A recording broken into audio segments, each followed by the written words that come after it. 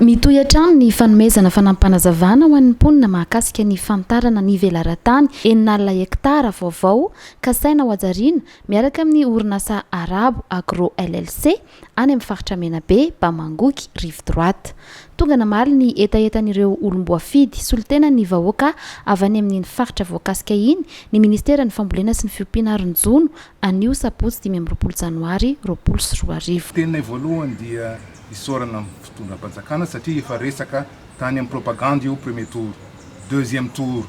latsaka solom-bavambahoaka ny tena koa dia mbola zay kabarza ihany koa netiny hoe ny fampandrosoana anty faritra ity zay tena resy dia resy tokoa no zava-dehibe satria isan'andro ane dia any foany ho tamin'ny tapatapaky ny volana desambra iny voatany dia nanontaniany olona ane ahoana za Tetik'asa